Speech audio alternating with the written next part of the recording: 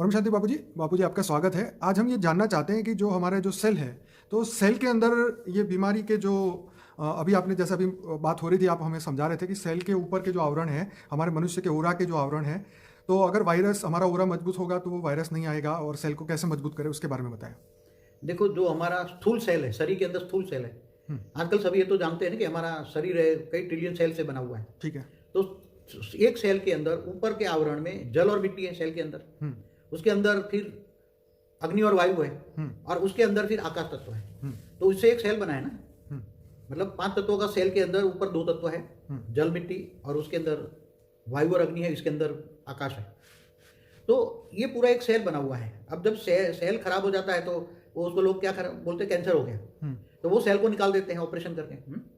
मगर वो सेल तो ऊपर जल मिट्टी वाला सेल निकाल दिया, मगर सूक्ष्म शरीर जो है, मतलब सूक्ष्म में सेल के तो वो आकाश और वायु का, आकाश वायु और अग्नि 3 तत्वों का जो सेल रहा, वो तो चार्ज नहीं हुआ ना। तो कैसे चार्ज करेंगे उसको? तो वो चार्ज करने के लिए देखो पावर चाहिए।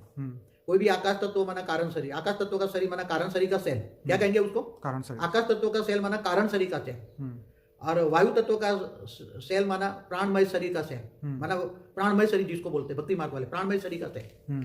तो वायु तत्व को सेल को चार्ज करना है, या अग्नि तत्व को चार्ज करने के लिए परम वायु चाहिए। क्या? देखो, वायु तत्व को चार्ज करना है तो परम वायु चाहिए, अग्नि तत्व को चार्ज करना है तो परम अग्नि चाहिए, और आकाश तत्व को चार्ज करना है तो परम आकाश चाहिए। तो परम आकाश, परम वायु, परम अग्नि कहाँ से आएगी? किसके पास होगा? जिसके पास हो उसके पास कनेक्शन करो, उससे कनेक्शन जोड़ो, और उसी से पावर हाउस से कनेक्शन लो तो पावर आएगी। समझ में आई? तो सेल चार्ज हो जाएगा। नहीं तो ये तुम जो जैसे कोई कहीं भी डैमेज, सूक्ष्म शरीर में जो भी डैमेज होता है, वो जब आत्मा शरीर छोड़ देती है तो सूक्ष्म शरीर को डैमेज हुआ, वो रिबॉर्न होगा तो भी दूसरे जन्म में भी ये डैमेज आएगा ही आएगा। समझ में आए? तो उसको जब कई आत्मा मर जाती हैं तो उसके आसपास जो आत्माएं होती हैं, अच्छी आत्माएं होती है, तो उसको बोलते तू थोड़ा तपस्या कर ले। हिमालय में जाकर तपस्या करती है जैसे।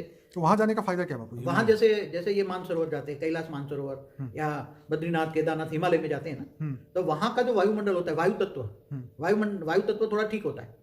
ओके, सत्व प्रधान, मतलब सत्व प्रधान वायु तत्व होता है, क्योंकि वो दूषित नहीं है। वहां नेगेटिव वायु तत्व में नेगेटिव वायुमंडल कम होता है। ठीक है। और यहाँ जो धरती पर जो नेगेटिव वायुमंडल भरा हुआ होता है, वायु तत्व के एक एक सेल में, वायु तत्व के यहाँ धरती पर वायु तत्व के एक एक सेल में नेगेटिव रिकॉर्ड पढ़ाता है।